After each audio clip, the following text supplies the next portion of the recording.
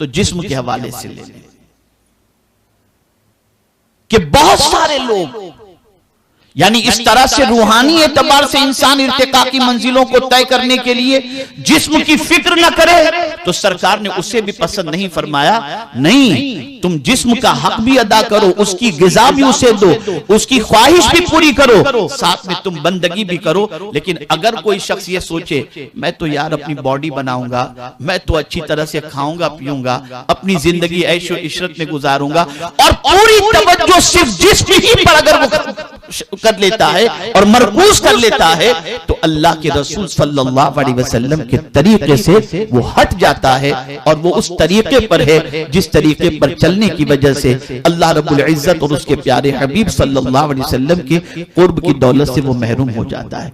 मेरे प्यारे आका सल्लल्लाहु ताला अलैहि वसल्लम के प्यारे दीवानों, अब आप देखें आज के दौर के मुसलमानों की सोच का आप जायजा लें और आज के दौर के मुसलमानों की फिक्र का जायजा लें। सिर्फ दुनिया ही के बारे में सोचा जा रहा है, इसी जमीन के बारे में सोचा जा रहा है, इसी दुनिया की फिक्र की जा रही है और इसी दुनिया के हवाले से पूरी तवज्जो मरकूज है। हमारी निगाहों से आखिरत ओझल हो चुकी, इसलिए कि हमें उस रास्ते पर लगा दिया गया। आप देखें क्या सोच बन गई है और क्या सोच के बारे में कुरान कह रहा है। अल्लाहु अकबर। परवरदिगार जल्ल जलालहू की बारगाह के अंदर कुछ लोग इस तरीके से जो अर्ज करते हैं उसके हवाले से कहा गया, अल्लाह अज़्ज़ व जल्ल ने उनकी सोच को कुरान के जरिए हमारे सामने उजागर किया। अल्लाहु अकबर। कुरान कहता है कि वो क्या कहते हैं, जिनकी ये सोच बन जाती है, मटेरियलिज्म की सोच बन जाती है, मटेरियल थिंकिंग जिनकी बन जाती है, मादी सोच जिनकी बन जाती है, वो क्या कहते हैं। और मैं ये आयतें इसके लिए आपके सामने पेश करता हूं कि हम इन आयतों की रोशनी में अपनी सोच के बारे में देखें कि कहीं हमारी सोच उन सोच के बराबर तो नहीं है, उनके जैसी तो नहीं है। अब जो मटेरियल थिंकिंग जिनकी होती है उनकी सोच को कुरान ने उजागर किया। कुरान कहता है वकालू मा हिया इल्ला हयातुन दुनिया, और वो बोले वो तो नहीं मगर यही दुनिया की जिंदगी, वो तो नहीं यानी आखिरत कुछ भी नहीं, जो कुछ है इसी दुनिया की जिंदगी। मा हिया इल्ला हयातुन दुनिया नमूतु व नहया।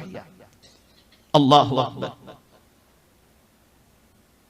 मरते हैं और जीते हैं, यानी दुनिया की जिंदगी में क्या है, कुछ लोग मरते हैं कुछ जीते हैं, ये दुनिया की जिंदगी। आखिरत क्या है और आदमी मरता क्यों है, मौत क्यों आती है, ये तो दुनिया है, कुछ आते हैं कुछ चले जाते हैं, लेकिन अगर कुछ है तो ये दुनिया ही की जिंदगी है। अब ये आखिरत वगैरह क्या है।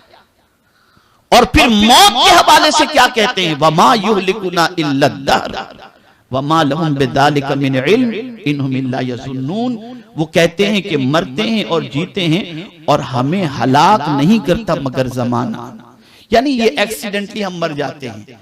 ये कि परवरदिगार जल्ल जलालू हमें मौत से गुजारता है, नहीं, ये तो एक्सीडेंटली कोई हादसा हो गया और मर गए, बस ये है। बाकी जो कुछ है अगर तुम मरने के बाद की बात करते हो तो नहीं नहीं, इसी दुनिया की बात करो। दुनिया चंद दिनों की है और यहाँ ऐश मौज करके अपनी जिंदगी गुजार लो।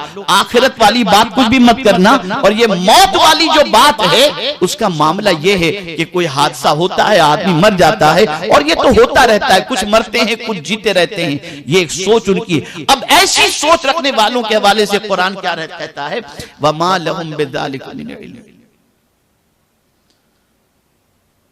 और उन्हें उसका इल्म नहीं, इन्हुम इल्ला यज़ुन्नून।